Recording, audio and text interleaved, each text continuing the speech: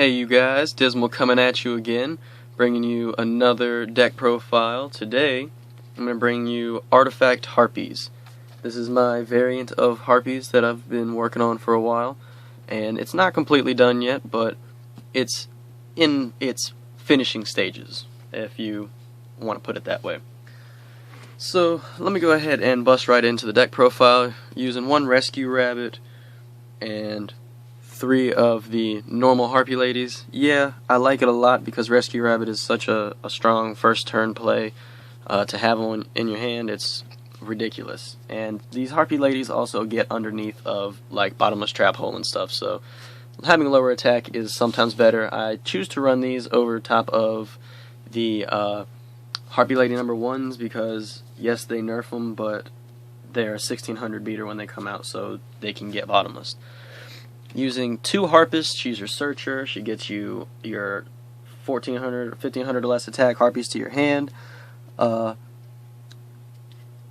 level 4 Wing Beast. Yeah, 1500 or less. And I'm also using 2 Harpie Dancers. These two together are pretty good because Harpie Harpist, you can summon it, bounce your opponent's card, and this card back to your hand. And it's just retarded, because let's say you got the field spell on the field, you can summon Dancer, bounce Dancer back with her effect, and summon Harpist, and get multiple derpies off of that. So then, of course, you run 3 Harpie Channelers. That's the main heart and soul of this deck. Harpie Channeler gets you to your rank 7 plays, to your rank 4 plays, it gets you Swarm ability, all by just discarding 1 Harpie card, whether it's a monster or a spell. As long as it's got Harpie in the name, you can discard it. And when she's got a dragon on the field with her, she becomes level 7, so she gets you your rank 7s. Here is 3 Harpie Queens, because they search out your field spell just by discarding them, plus it's a 19 beater, so it's really nice to have. Using 2 Harpie's Pet Dragon, because 3 is really cloggy, 1 you don't see it enough, and rank 7 plays in this deck are really strong, so having it at 2 is a really good ratio. It's also good discard fodder for Channeler's effect, if you need it. That's it for the Harpie monsters. We're moving on to the artifacts. We're using 1 Moral Talk, because you can only use 1. Using 1 Beagle Talk. What happens with Moral Talk and Beagle Talk, you can set the artifacts in your spell and trap zone, and if they're destroyed on your opponent's turn by a spell or trap, yours or your opponent's, it doesn't matter, you can use their effect. And Moral Talk lets you destroy 1 face-up card your opponent controls. Beagle Talk lets you destroy up to 2 set cards that you control, so Beagle Talk will set up more of your your other artifact plays to get your stuff rolling. So also, if you put like your Hysteric Sign down or something, you can Beagle Talk and hit your sign and get your sign's effect. Also using 1 Fail Not. This one you can target an artifact monster in your graveyard and set it into your spell and trap zone. So this lets you recycle your other artifacts. And then I'm also using 1 artifact Labrys.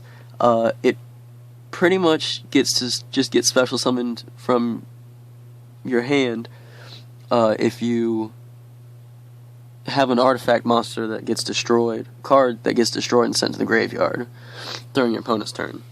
So that's pretty good too, except during the damage step. So that's it for the monsters. Onto the spells. We're using 3 Hysteric Signs. You play it, get an Elegant Egotist to your hand. With that, also using 1. You only need 1 because Hysteric Sign pulls it from the field or from your deck or graveyard back to your hand. So, on top of this card being your searcher for Elegant Egotist and being able to turn 1 Harpie into 2 with just the play of a spell card, it gets you to your rank 4s really easily. Hysteric Sign's other effect is that during the end phase, if this card was sent to the graveyard, including from your hand, then you get to, from your hand or field to the graveyard, you get to add up to 3 Harpie cards from your deck to your hand. So that includes spells, traps, monsters, everything.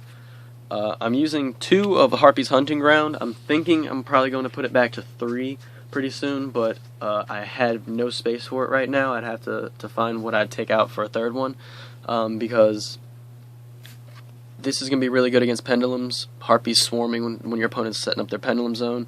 We're going to have a lot of stuff to put Harpies on the board while you're on your opponent's turn, so it's going to destroy their spells and traps, you know. I'm on the bandwagon with using one instant fusion because I do have a Norden in the extra deck. Only one Norden in the extra deck, though. You only need one for Harpies, at least the way that I play it. Norden is a huge game changer. He gets you to your next rank 4 plays, and he's just ridiculous. Instant fusion is good. Using also 3 upstart goblins for consistency. It doesn't matter how many life points you give your opponent. If you've got your field set up the right way, and you do your plays correctly, your opponent is not going to be able to do anything. Also using 1 soul charge, because soul charge is a huge game changer. It just makes you set up your board correctly. Make sure. It's really, really imperative. And this is a cheap build. This is why the next 3 cards are the reason that I say that this is not finished, because if I had it my way, I would be using 3 artifact ignitions. However, 2 Mystical Space Typhoons and 1 Double Cyclone. Double Cyclone, you get to hit your own card and an opponent's card during your opponent's turn, so you'll get rid of an artifact, or you can hit your Hysteric Sign or whatever, and the Mystical Space Typhoons also for the same purpose of hitting your own cards, or your opponent's cards, or your opponent's pendulum zones. Spell and Trap Destruction is imperative. That's why we also use 3 Hysteric Parties. Hysteric Party, discard 1 card, get special summon as many Harpie ladies from your graveyard as possible. So when you do this, and you have your field spell up, you get to destroy 1 spell or trap card, because you summon them all at the same time. So your field says when you summon or summons Harpie or Harpie ladies, that's what happens. So you get your spell or trap destruction and a full field. On top of that, 1 Solemn Warning, 1 Icarus Attack, because Icarus Attack is too good. This helps with the artifacts. I would be using Artifact Sanctum again if I had it my way, but I don't want to spend that money on it, and I feel like this is just as effective and even more playable, because if you're using Icarus Attack and you're putting stuff in your graveyard, you're going to recycle it again anyways with your Hysteric Party, so it doesn't matter.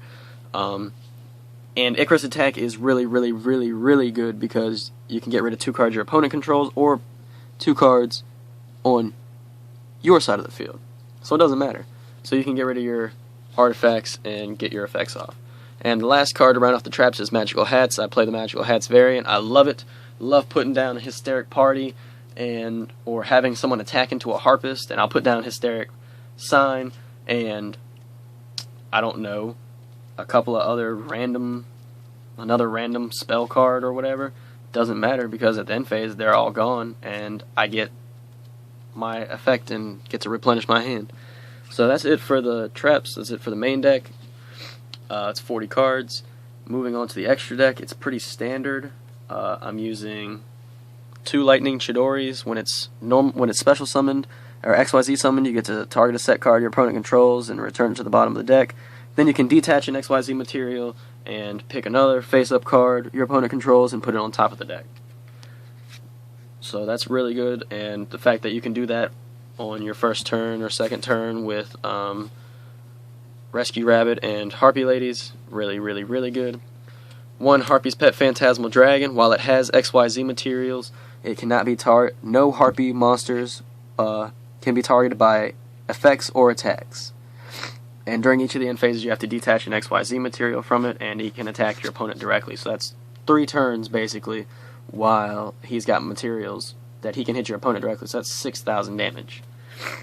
Next card, Ice Beast Xerophine.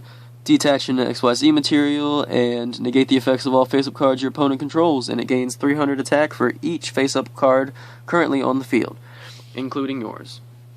Really, really, really good. 1 Gemnite Pearl, just for the beater aspect. Would replace it with 101, but I don't have it right now. Using 1 Utopia, it's still good. Still being able to stop attacks is still really effective. Photon Papilloperative, your opponent's not able to defend, so you get to lower their defenses, lower their attacks, and hit them. Really, really fun. 1 Maestroke the Symphony Djinn, because it protects itself. 1 Dark XYZ Rebellion Dragon, whatever. You can detach 2 materials from the card and target a face-up monster your opponent controls, basically just to get over huge beaters. Same thing with Volcasaurus as my rank 5, and Adrius, Keeper of Armageddon. Both of these just good rank 5s. Volcasaurus puts a little bit of burn on it.